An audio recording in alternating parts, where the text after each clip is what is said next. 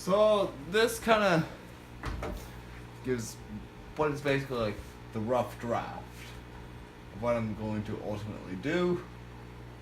But yeah, I do kind of already like it. It really does establish like a lot of angles, a lot of good rules. This area right here does give a good hole for the filter intake. So far I'm happy with it. We'll see in about like 5, 6, 7 minutes about how I ultimately feel about the hardscape at this point. Yeah. When you get into aquascaping, expect a lot of self-doubt. It just happens. It's part of art. But hey, it's what we're here for, right? Okay, so far I've basically determined that this rock right here serves best as a barrier rock. The level of substrate on this side of it is far shorter than the substrate level on this side of it. This one serves basically as a accent piece. After that, the strategy goes to this little rock right here. It will sit like this, mainly because, well, let's see if I can get a good shot of that. Do you see that little light showing through there? It has a hole in it.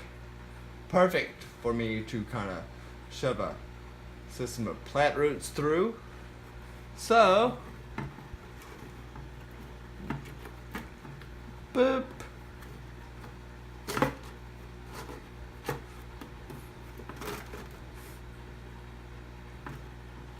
Yeah, just like that. Now, still trying to figure out what to do with this little guy.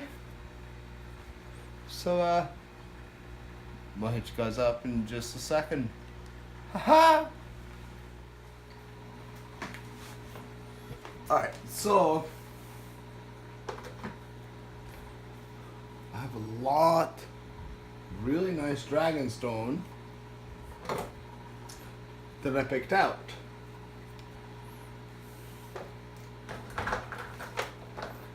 Some big, short, wide pieces here. Some long pieces right here. Kind of a guessing game. Certain pieces can go certain ways. Really, yeah, you know, you can see my face. How am I going to stack these rocks?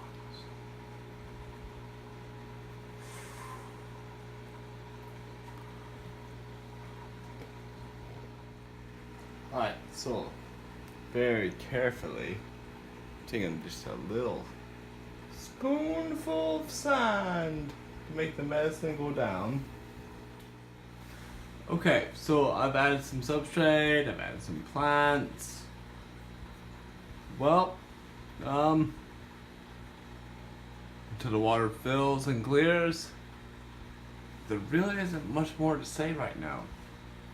So until that happens, I'll put you all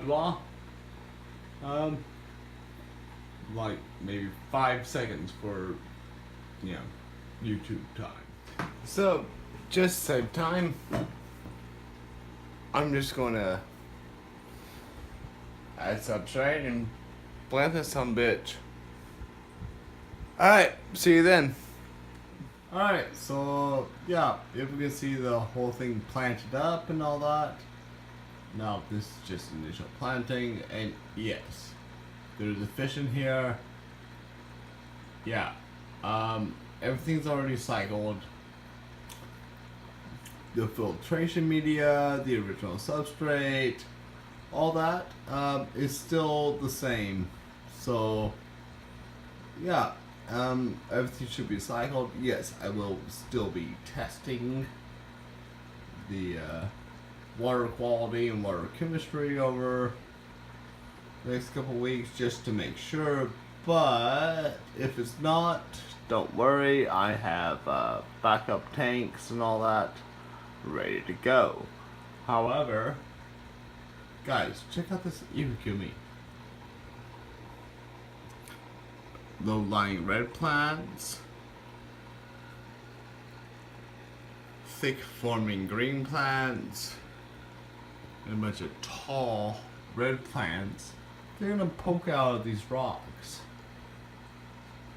Yeah, I'm gonna give an update whenever available and all that. And yes, it's extremely cloudy right now.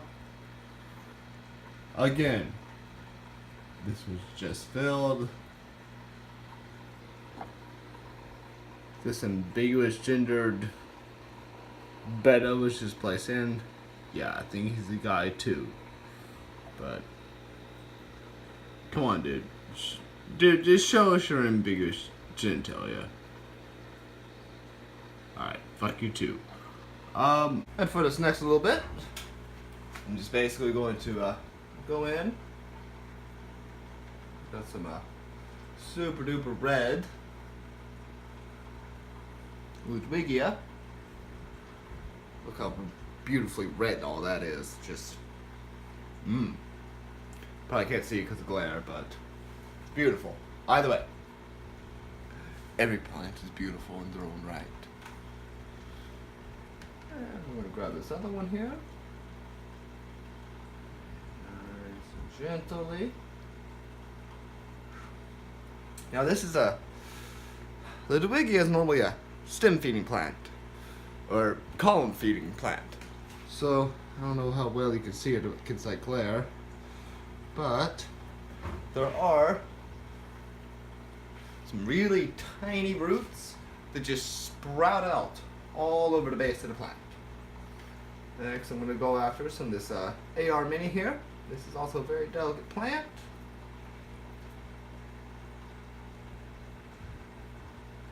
And some of it has just begun sitting off little side shoots. Oh wow, look at that roots. Look at that.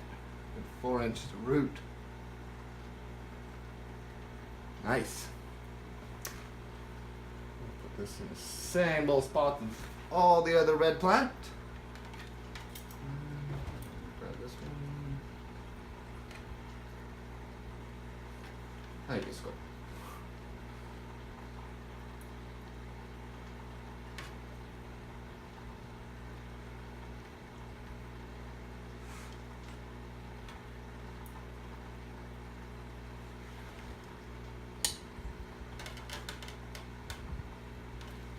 Ooh, this one's got. Let's see if I can't figure out which one's the mother plant here. Nope, maybe.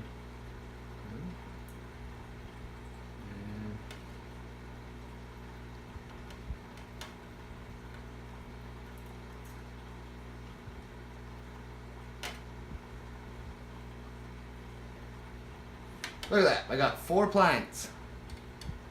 They're all kind of grew out of one plant. I can't even tell which one the mother plant is anymore. Look at all this. Great.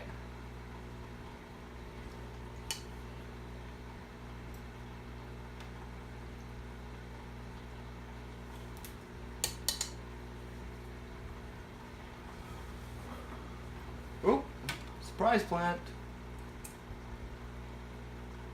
I'm just going to throw this one, sure. Alright, so one of the first things I've laid out here is, I don't know if you can get a really good shot of this, but I just have a little dish that I use my trimmings of dwarf baby tears, and I just let it all kind of set out on that. Some nice good substrate with soil, planted with ferts. Basically I just put my clippings in there, leave it out, and clippings grow, get more bushy, and then they become reusable plants. What we're going to do right now, we're going to take our forceps, and we're going to start removing these little clusters of dwarf baby tears. It's already growing out there, just kind of be nice and gentle. Yeah, it's going to kick up a lot of bone. But look at that root structure. Look at that. See, this is some very well-rooted plants. I kind of give that dip, dip, dip, dip, dip.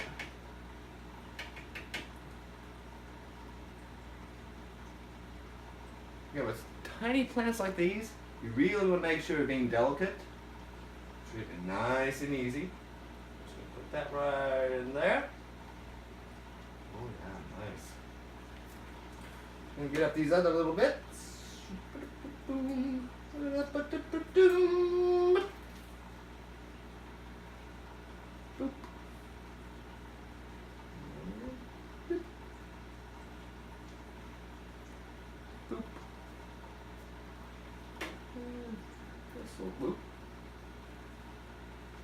Gone forever. Oops. Hi everybody, and welcome back to Clint-On-Aquatics.